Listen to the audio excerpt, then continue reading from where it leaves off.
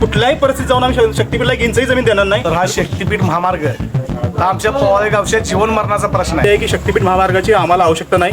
आम्ही अशी कधीही मागणी केली नव्हती. तर दूध संस्था अडचणीत येतील आणि शेतकऱ्याचा आर्थिक कणा मोडला जाईल. ऑक्सिजन पुरवणारे फुफ्फुस म्हणून आम्ही या जंगलाकडे बघतोय आणि हा सगळं जंगल ह्या शक्तीपीठ महामार्गात नष्ट होणार आहे, उद्ध्वस्त होणार आहे. शेतकऱ्यांच्यावर घाला घालून शक्तीपीठ निर्माण करणं हे काही चांगलं धोरण नाही आमच्याकडे. तर ही लढाई तीव्र होत जाणार आहे आणि आम्ही सगळी बायका पोरांचा सहभागी होणार आहे, कारण आमचं गावच उद्ध्वस्त होणार आहे. तर 200 लोकांचा म्हणजे 100% लोकांचा शक्तीपीठ महामार्गाला विरोध आहे. तरी पण शासनाचा हट्ट कशासाठी चाललेला आहे हा? नमस्कार, माझं नाव सुरेश बेनाडे. मी पोहाळे गावातला स्थानिक शेतकरी आणि इथल्या ग्रामपंचायत सदस्य आहे. तर नागपूरवरनं जो काय आपल्याकडे शक्तीपीठ येतोय तर त्याचं नवीन अलाइनमेंट बदललेलं आहे आणि ते साताऱ्यावरनं इकडं कोल्हापुरात सांगली मार्गे कोल्हापुरात यायला लागले आणि त्याच्यामध्ये आमच्या पन्हाळा तालुक्यातल्या बहिरेवाडीपासून ते चाकले आणि गिरोली आणि पोहाळे पास करून असा रस्ता पुढं जाणार आहे असं आम्हाला माहिती समजते वर्तमानपत्रातून, आम्ही ते वाचलेलं आहे. तर हा जो काय शक्तीपीठ महामार्ग आहे तर तो आमच्या कोल्हापूर जिल्हा जो आहे तो महाराष्ट्रात थोडा वेगळा आहे. तर बहुतांश जमिनी सुपीक आणि पिकाऊ आहे आणि कोल्हापूर जिल्ह्याची लोकसंख्या जास्त आहे, दाट लोकसंख्या इकडे, आणि त्यामुळे जमिनीत तुकडीकरण झालेलं आहे. आणि आमच्या गावातले सगळे शेतकरी अल्पभूधारक शेतकरी आहेत, छोटे छोटे शेतकरी आहेत आणि आमच्या लोकांचं बहुतांश जीवनमान शेतीवरती अवलंबून आहे. तर पोहाळे गावामधून हा शक्तीपीठ जो पास होतोय त्याच्यामध्ये साधारण 1.5 किलोमीटरचं अंतर आहे. 75 एकर सुपीक जमीन आमच्या ह्या शक्तीपीठमध्ये बाधित होणार आहे.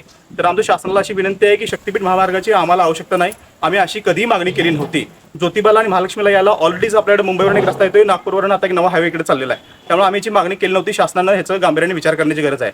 आणि कोल्हापूर जिल्ह्यातल्या बहुतांशी लोकांचा म्हणजे 100% लोकांचा शक्तीपीठ महामार्गाला विरोध आहे. तरी पण शासनाचा हट्ट कशासाठी चाललेला आहे हा? तर शासनानं आपली ही भूमिका बदलायला पाहिजे. शक्तीपीठ महामार्ग कोल्हापूर जिल्ह्यात रद्द केला पाहिजे अशी आमची मागणी आहे.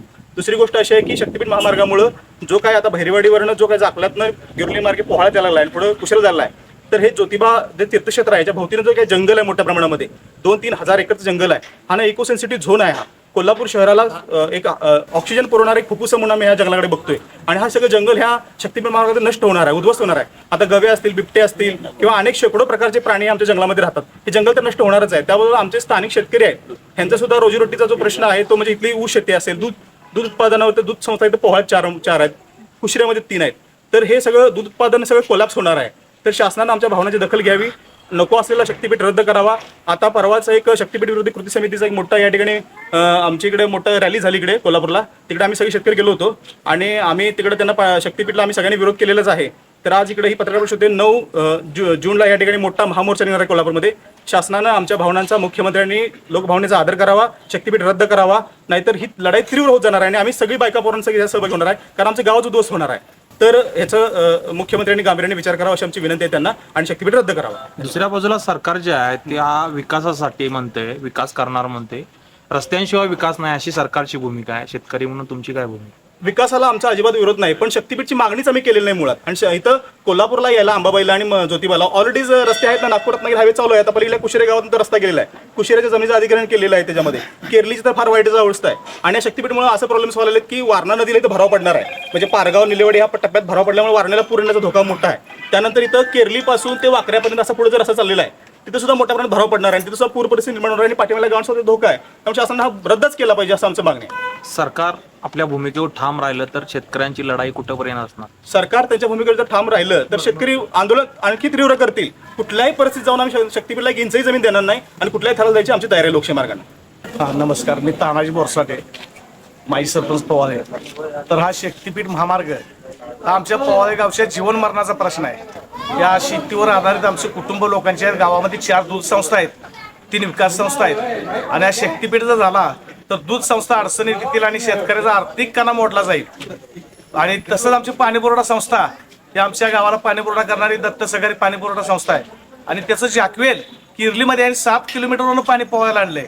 ते जाकवेल किर्लीमधलं इथं पोहायमधलं ही दोन्ही जाकवेल गेल्यानंतर गावच्या म्हणजे जीवन मरणाचा प्रश्न उपस्थित होणार आहे. तर कोणत्याही परिस्थितीत माझी मुख्यमंत्र्यांना विनंती आहे की हा शक्तीपीठ महामार्ग रद्द करावा आणि हा शक्तीपीठ महामार्ग रद्द नाही झाला तर आम्ही जन आंदोलन करू असं आम्ही सरकारला इशारा देत आहे. पण सरकार करणारच म्हणते, शक्तीपीठ आता बदलला गेलाय त्यामुळे आम्ही करणारच अशी सरकारची भूमिका नाही. पण हा शेतकऱ्यांचा जीवन मरणाचा प्रश्न आहे. शेवटी शेतकरी न्याय मागणार, न्यायालयात जाणार शेतकरी. पण हा शक्तीपीठ मार्ग कोणत्याही परिस्थितीत आम्ही होऊ देणार नाही असं आमच्या या शेतकऱ्यांचं ठामपणे म्हणणं आहे. खरे चित्र आहे गावात 40% क्षेत्र गावचं जात आहे आणि इथं आमच्या इथं शेतकरी अल्पभूधारक आहेत. थोड्या जमिनी आहेत त्याच्यावरती गवत करून ऊस करून लोक दूध उत्पादन चालू केलेलं आहे. तरुणांनी दूध उत्पादनाचे गोठे आमच्या इथे तयार केले आहेत, पण ते गेल्यानंतर दूध उत्पादन चालणार नाही, त्यांच्या उपासमारीचा त्यांच्या पोराबाळा होते. मग आज जीवन मरणाचा प्रश्न मोहर निर्माण होण्यापेक्षा आत्ताच आम्ही करून आंदोलन कोणत्याही परिस्थितीत करून हा शक्तीपीठ महामार्ग करण्यासाठी सरकारला भाग पाडू अशी आमची विनंती करतोय सरकारला. आज आपण इथं पोहाळे गावात जमलेला आहे शेतकऱ्यांच्या प्रश्नासाठी आणि हा जो शक्तीपीठ महामार्ग निघालेला आहे त्या प्रश्नासाठी आपण इथं जमलेला आहे. तर आम्ही पूर्णपणे शेतकऱ्यांच्या पाठीशी आहोत. जोपर्यंत हा शक्तीपीठाविना काय शेतकऱ्यांच्यावर घाला घालून शक्तीपीठ निर्माण करणं हा हे काही चांगलं धोरण नाही आमच्या मते.